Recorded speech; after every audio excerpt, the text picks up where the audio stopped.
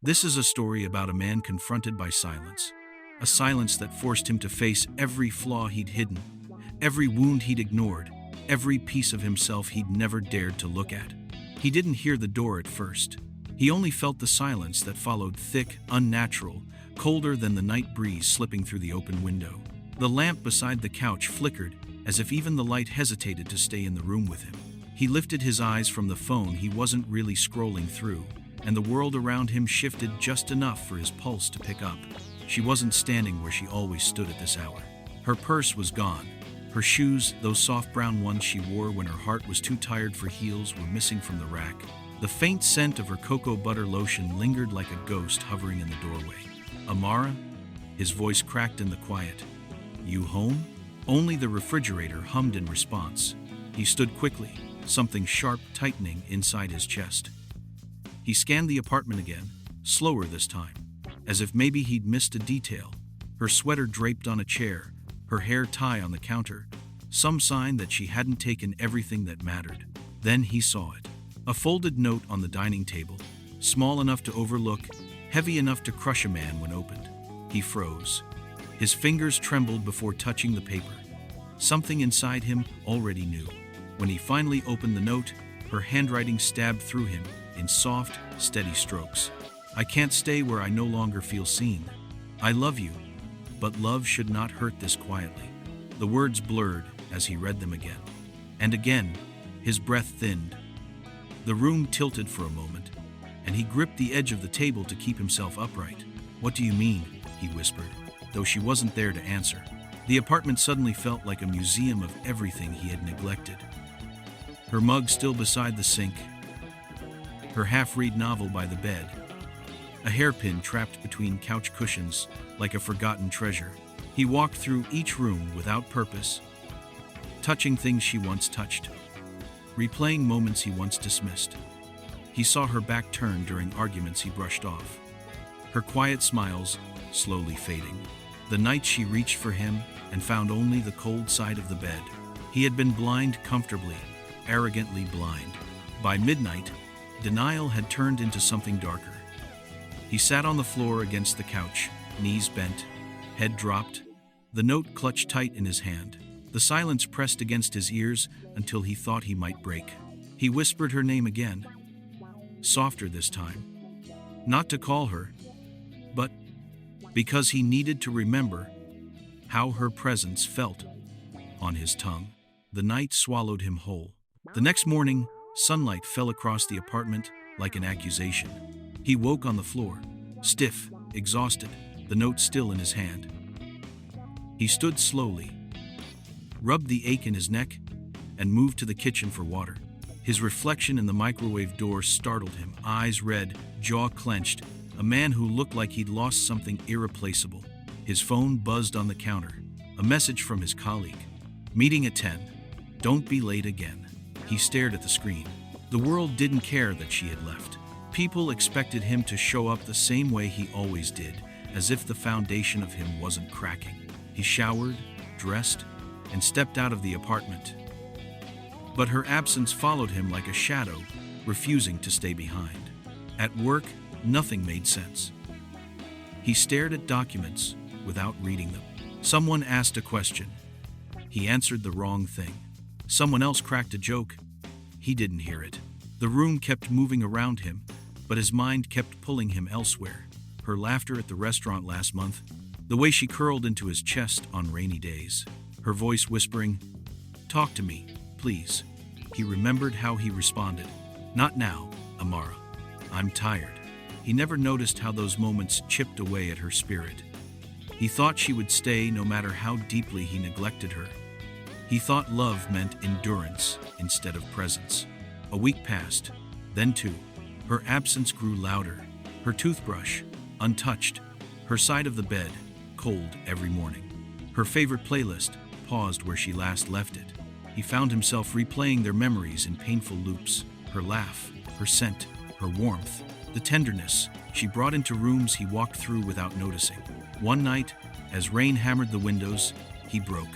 He opened the drawer where she kept her scarves, buried his hands in the soft fabric, and inhaled the last traces of her fragrance. His chest constricted until breath became impossible. He sank to the carpet, gripping the scarf as if it were her hand. He whispered apologies to the empty room. Broken sentences she would never hear. Tears burned down his face, hot and humiliating. But he didn't stop them.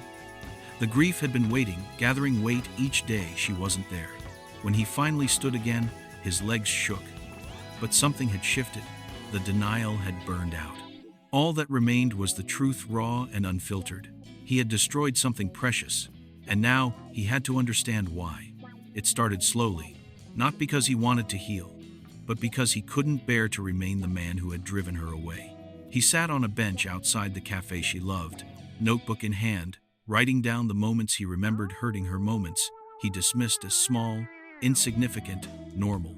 But they weren't small, not to someone who loved him wholly. He wrote until his fingers cramped, filling pages with confessions he'd never spoken aloud. He didn't clean up his words or soften them. He needed to see himself clearly, even if the truth looked ugly. When he couldn't write anymore, he walked. Past the bookstore where they first met. Past the florist where he used to buy her tulips before he stopped noticing she missed them. Past the park where she once held his face and whispered that she wished he would let her in. He remembered brushing her hand away, saying he didn't like public displays. He hadn't realized then that he was pushing away more than her fingers, he was pushing away her heart.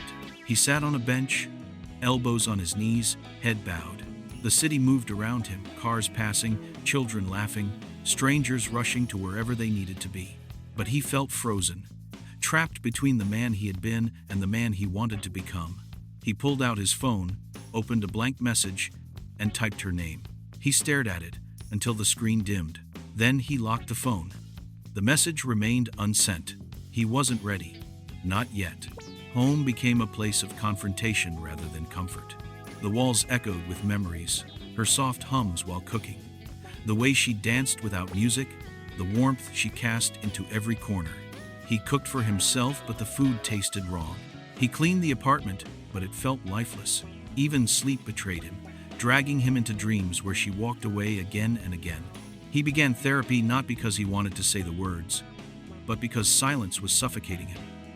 He talked about childhood wounds he had dismissed, about the fear of vulnerability disguised as control, about the way he mistook emotional distance for strength.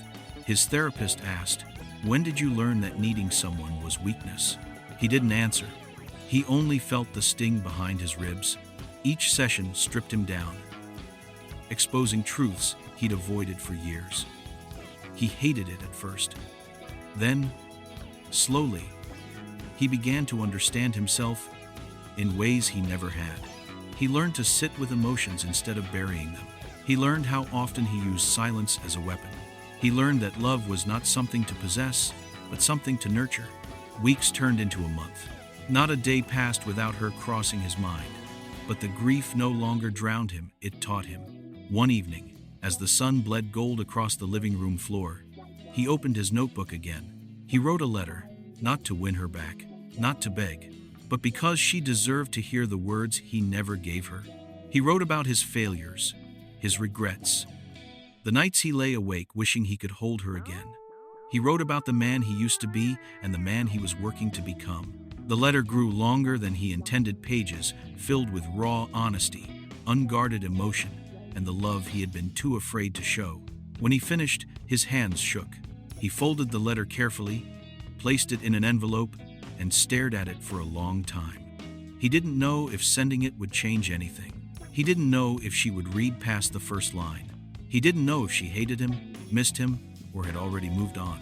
But the truth had to reach her, whether it rebuilt a bridge or marked a final goodbye. He owed her that much. He walked to the mailbox with hesitant steps, heart pounding hard enough to bruise him from the inside. He held the envelope one last time, thumb brushing her name as though touching her hand. A breath, a shake, then he let the letter fall through the slot. The sound it made when it landed, a soft, final thud, felt like the beginning of something he couldn't name. He turned away, hands buried in his pockets, eyes lifted to the darkening sky, as if searching for an answer hidden in the clouds. He didn't see her expression when she finally opened the letter days later. Eyes softening, lips trembling, breath catching as each word unraveled the truth she had longed to hear but had stopped hoping for.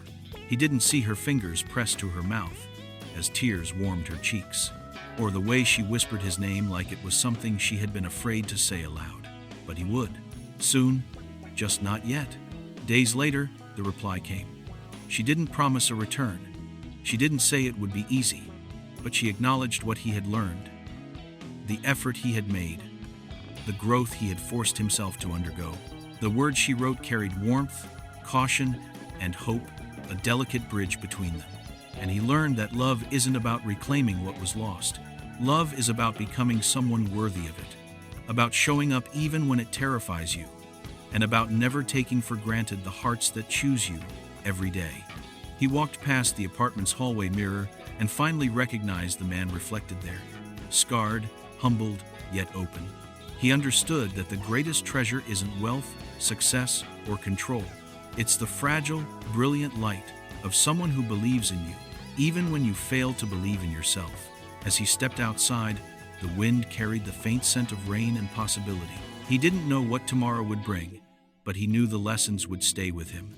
Love is not possession, and presence is the most radical form of devotion. The moments he had lost would shape the moments he would never let go of again. And somewhere, beyond the walls of his past mistakes, she smiled because he had finally learned what truly matters. Thank you for watching Heart and Healing Stories. If today's story moved you, please like, share, and subscribe. Your support means a lot to me.